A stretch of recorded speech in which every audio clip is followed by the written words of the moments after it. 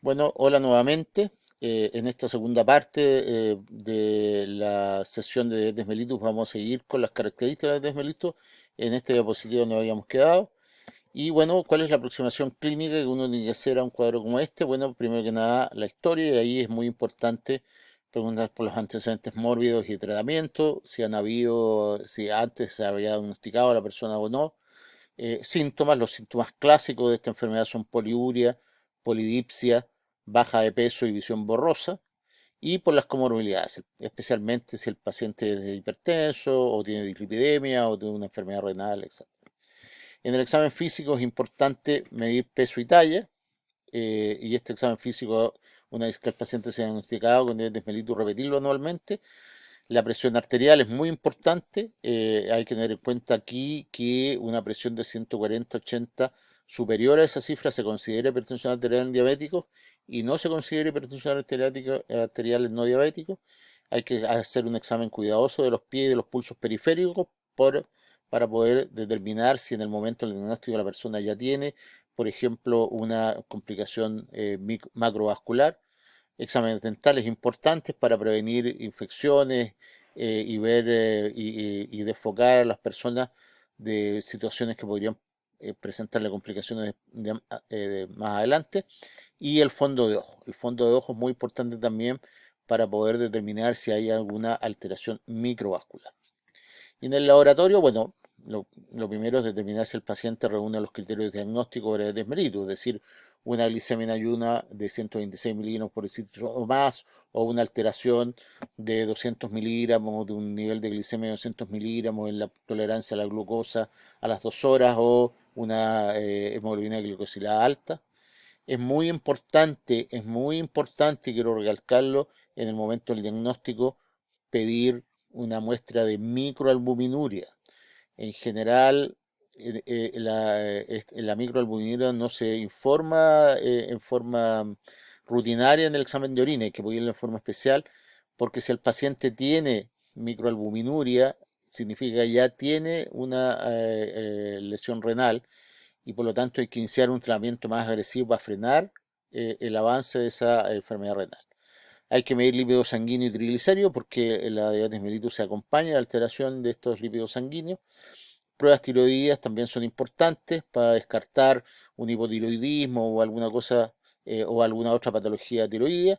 Y en general se recomienda pedir anticuerpos anticélulas beta, porque si estos anticuerpos fueran positivos, esto sugiere que en realidad el paciente tiene elementos de el fenotipo de diabetes mellitus tipo 1 y no es puramente diabetes mellitus tipo 2, aunque sea, digamos, un paciente de 50 años, etcétera. En general, el primer punto en el manejo es tratar de hacer una cosa de prevención si es que nosotros nos encontramos con un paciente que no tiene un cuadro de diabetes mellitus, sino que tiene un cuadro de intolerancia a la glucosa o tolerancia a la glucosa alterada. Y aquí es muy importante. En realidad, esto es mucho más importante que el tratamiento farmacológico, las modificaciones del estilo de vida. ¿Qué significa esto? Lo primero que nada es que el paciente, si es que está con sobrepeso o obesidad, tiene que bajar de peso. Eso es, muchas veces, si el paciente tiene una intolerancia a la glucosa y baja de peso, suele normalizar esa situación. Y por lo tanto aquí se requiere de una dieta para bajar de peso, y además que el paciente haga ejercicio, lo vamos a ver después enseguida. Y cuando hay una intolerancia, hay una resistencia a la insulina importante, uno puede ayudar a esta modificación del estilo de vida con algún tipo de medicamento como es la metformina, que de alguna manera disminuye la resistencia a la insulina. Ahora, si el paciente ya tiene una diabetes mellitus, ya sea una diabetes mellitus tipo 1, tipo 2, los objetivos de la terapia son, primero que nada, eliminar los síntomas relacionados con la hiperglicemia, es decir, polidipsia, poliuria, baja de peso, etcétera. Reducir o eliminar las complicaciones microvasculares y macrovasculares a largo plazo de la diabetes mellitus, eso es importante, y permitir al paciente alcanzar un estilo de vida lo más normal posible. Habitualmente los síntomas relacionados con la hiperglicemia se resuelven cuando el nivel de glucosa en plasma es de 200 miligramos por decilitro o menos, lo que se alcanza en forma bastante rápida en el manejo de esta enfermedad, y por lo tanto buena parte del tratamiento y del manejo se enfoca a obtener los objetivos 2 y 3, es decir, a prevenir las complicaciones y a lograr que el paciente lleve una vida lo más normal posible. Y la otra cosa que es tan importante es que el cuidado de los pacientes con diabetes mellitus requiere de un equipo multidisciplinario. Es muy importante que este tratamiento se haga al menos en conjunto con una nutricionista porque el manejo aquí de la dieta es muy importante y las nutricionistas son mucho más hábiles y tienen un entrenamiento mejor que lo que tenemos los médicos en transformar una indicación en una dieta que el paciente debe seguir. Y aquí es central en el éxito de terapeuta que el paciente entienda su enfermedad y participe en el manejo. ¿Por qué? Porque, como les digo, uno de los puntos principales en esto es el cambio en el estilo de vida. Si el paciente no está dispuesto a hacer un cambio de estilo de vida, no vamos a lograr nada. Eh, Cuando uno quiere tener un exhaustivo, la diabetes mellitus, un cuidado exhaustivo, bueno, lo importante aquí es el control de la glicemia, detección y manejo de las complicaciones específicas de la diabetes mellitus, modificar los factores de riesgo de la enfermedad asociada y aquí son muy importantes los aspectos sociales, familiares, financieros y otros que este conjunto de factores se ha llamado capital social, es decir, cuán apoyado está el paciente en su enfermedad por su familia, por sus amigos, etcétera. Los pacientes que tienen poco de ese apoyo en general evolucionan peor que los que tienen alto capital social. Y aquí, bueno, están los objetivos del control de la glicemia. Ustedes lo pueden ver y se los voy a pasar en el diapositivo más completo.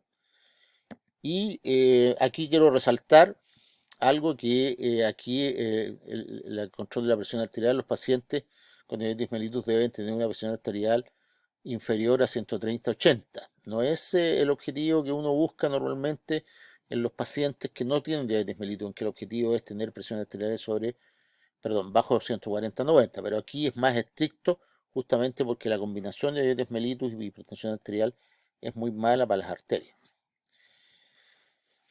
Y debido a que la glicemia en ayunas es el determinante más importante, la glicemia diaria, aquí los esfuerzos para normalizarla son prioritarios y la resistencia a la insulina es tratada, como decía, con dieta, reducción de peso. La reducción de peso en general mejora la resistencia a la insulina, ejercicio también lo hace, ya sea porque ayuda a mantener la reducción de peso, pero además porque tiene un valor en sí.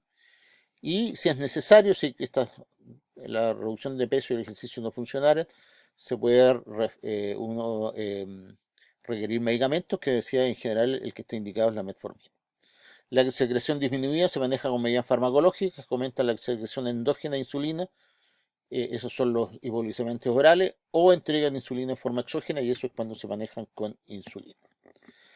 Aquí la modificación del estilo de vida es la piedra angular del manejo, es decir, los pacientes no bajan de peso, no hacen ejercicio, en general vamos a tener un pobre control. Y actualmente se recomienda iniciar tratamiento con metformina en combinación con la modificación del estilo de vida. Ahora, para controlar hiperglicemias moderadas, es decir, entre 140 y 240 mililitros por decilitro, están indicadas el uso de biguanidinas y en menor grado las sulfonilureas de segunda generación, como la vilenclamina. Y para glicemias severas, eh, en general puede requerirse insulina. El criterio actual es que uno debe requerir a la insulina tempranamente en el manejo de la enfermedad, no como hace algunos años en que postergábamos esto como hacia el final, porque esto ayuda a reducir las complicaciones.